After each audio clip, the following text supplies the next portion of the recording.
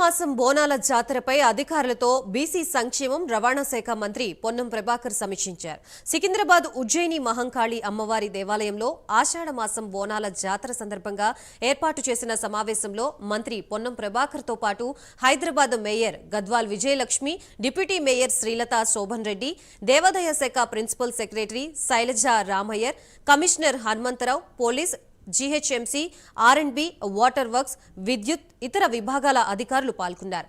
బోనాల జాతర సందర్భంగా భక్తులకి ఎలాంటి ఇబ్బందులు కలగకుండా మెరుగైన అన్ని సౌకర్యాలు కల్పించాలని మంత్రి పొన్నం ప్రభాకర్ ఆదేశించారు.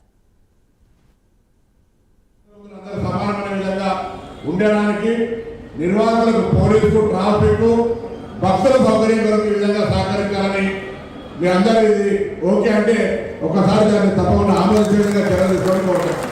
Public approval demand to implement. If anybody asks, this is taken a decision. మా కమిషనర్ ప్రిన్సిపల్ సెక్రటరీ హనుమంతరావు గారు చెప్పినట్టుగా వచ్చే భక్తులకు ఇబ్బంది కలగదు.